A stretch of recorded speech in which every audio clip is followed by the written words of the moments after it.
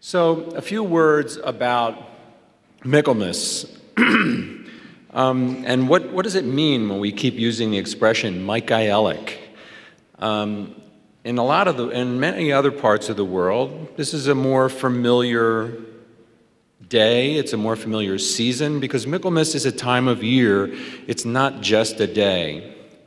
And it really harkens back to days when the sun began to disappear from the sky and the days began to get shorter.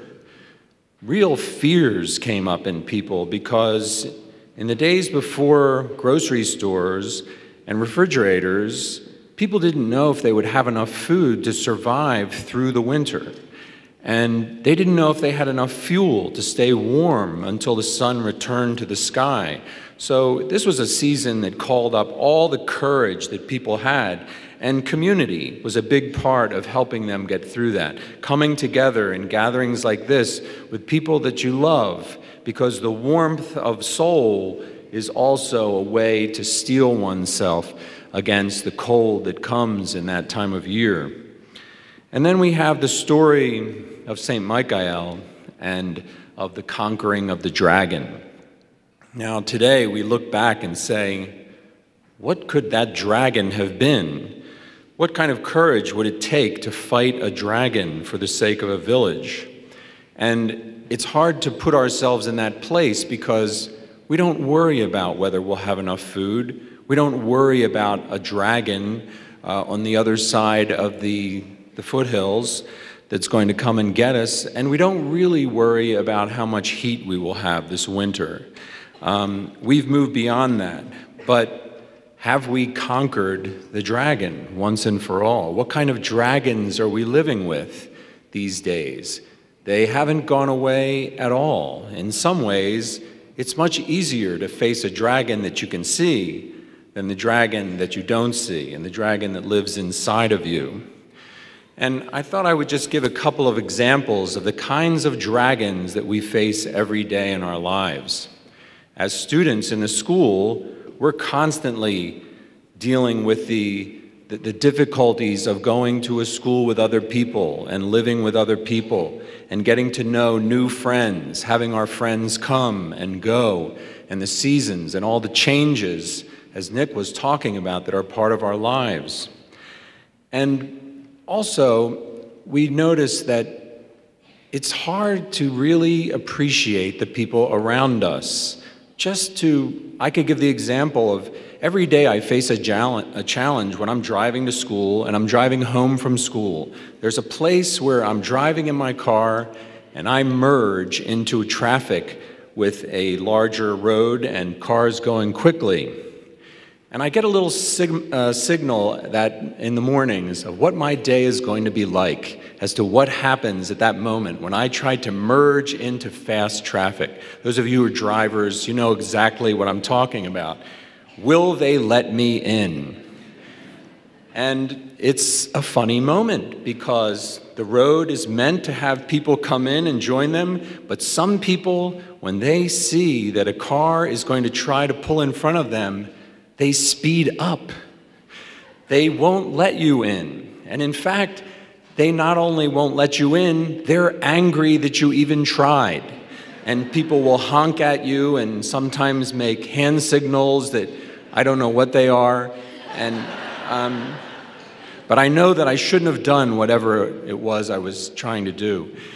But the other side of it is, then that person has some power over me. I have to figure out, do I have the courage, the Michaelic courage, to overcome that moment?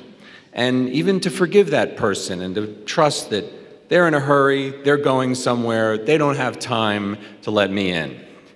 But there's nothing so wonderful as when you're trying to come in and you realize the car is slowing down and may even give you a different hand signal which suggests, come on in front of me.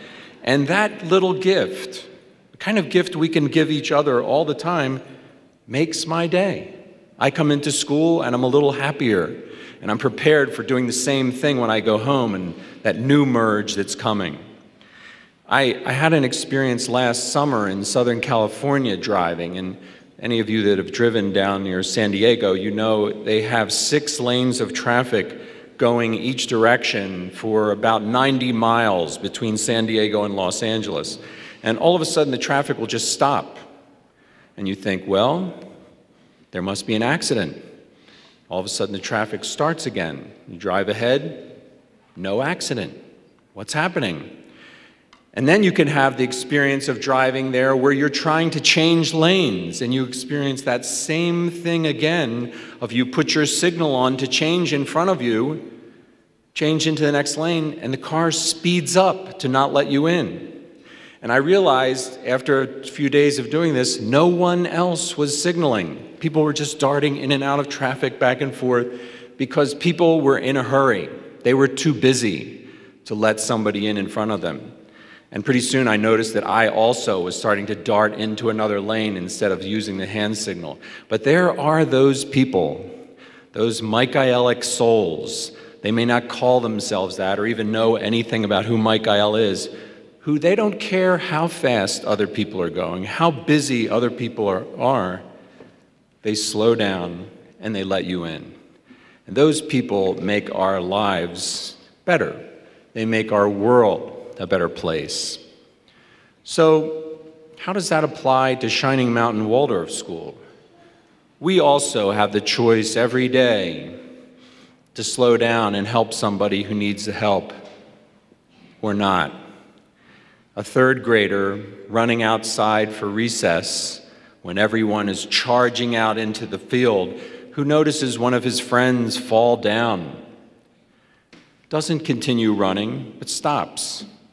Helps the friend up, even though it means I may be late for the game, may not get on the team that I want to be on. That's Michaelic courage. The middle school student who notices that a friend is absent for a few days and says, "Is there anything I can do to help you catch up? Did you miss some notes? Is there a test coming? We're preparing for it. Can I help you?" Or in the high school, maybe an 11th or 12th grader noticing a new student in the school, or the whole new 9th grade class in the high school, and to take the time to say, "Who are you? And where did you come from? Did you just move here? Spend some time getting to know that person, having lunch with them maybe, and building bridges within an already fairly tight community." Those things are much harder than we think they are. And it's the momentum of life, even when you're a 3rd grader running out for recess, that carries you along. And yet, it's Michaelic to stop and to take account of where you are and to be aware of the people around you and to try to help them. So those are just a few thoughts about what Michaelmas is and what this season is. The winter is coming. The days are getting shorter. We saw that today. But we can still take that sword and hold it up and let the light shine from Michael's sword in the dark world around us, and not to take that choice of leaving it there. Imagine the Michael story if Michael had just ridden on and decided not to fight the dragon after all because he was too busy. He was going somewhere. Well, there wouldn't be any festival.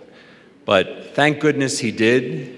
And we all, I wish you all, Michaelic courage, not in the big things of life, not in conquering dragons, but in those little decisions we make many, many times a day where we can do something to make somebody else's day a lot better instead of carrying on and taking care of our business. And we will finish with the song Michaelmas Time, led by Ben Seidman.